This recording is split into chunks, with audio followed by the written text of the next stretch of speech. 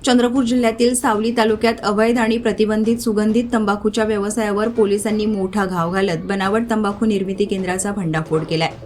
स्थानिक गुन्हे शाखा, सावली पोलीस आणि अन्न व औषध प्रशासनाच्या संयुक्त कारवाईत हुक्का, शीशा, तंबाखू, यंत्रसामग्री आणि वाहनासह तब्बल 11,31,000 रुपयांहून अधिक किमतीचा मुद्देमाल जप्त करण्यात आला। या कारवाईमुळे जिल्ह्यातील अवैध तंबाखू व्यवसायात खळबळ उडाली आहे। गुप्त माहितीच्या आधारे टाकण्यात आलेल्या छाप्यात विजय भीमाजी भांडेकर याला बनावट सुगंधित तंबाखू तयार करताना रंगेहात पकडण्यात आले। घटनास्थळावरून मोठ्या प्रमाणात तयार तंबाखू, पॅकिंग साहित्य तसेच उत्पादनासाठी वापरली जाणारी यंत्रे जप्त करण्यात आली। याशिवाय कारखान्याच्या कामासाठी वापरली जाणारी टाटा पंच कारही पोलिसांनी ताब्यात घेतली। प्राथमिक तपासात या अवैध व्यवसायामागे आणखी मोठे जाळे कार्यरत असल्याची शक्यता समोर आली आहे। प्रतिबंधित तंबाखू निर्मितीसाठी लागणारा कच्चा माल गडचिरोली येथून पुरवला जात असल्याची माहिती उघड झाली असून पोलिसांनी संपूर्ण साखळीचा तपास सुरू केलाय।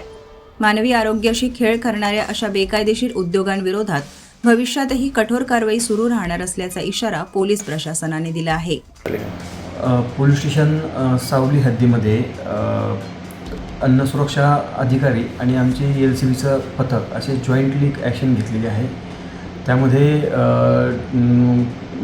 तंबाखू आणि दुसरी होला अँड ईगल हुक्का शीशा तंबाखू असं 2 तंबाखू मिक्स करणं आणि त्यानंतर त्याच ठिकाणी डुप्लिकेट पॅकिंग करणं आणि ती विकणं अशा प्रकारची माहिती मिळाली। त्या अनुषंगाने रेड केली असता आम्हाला त्या ठिकाणी होला इलिगल तंबाखू 3 लाख रुपयांची, खुला सुगंधित तंबाखू 147 किलोग्रॅम आणि ते पॅक करण्याचे साहित्य मिळालेलं आहे। त्याचप्रमाणे एक गाडीसुद्धा जप्त केलेली आहे आणि यामध्ये मुख्य आरोपी विजय भीमाजी भांडेकर या आरोपीला अरेस्ट केलेला आहे आणि आणखी एक दुसरा आरोपी निष्पन्न आहे विनय गुप्ता गडचिरोलीचा, त्याला शोधण्यासाठी आमची टीम रवाना झाली।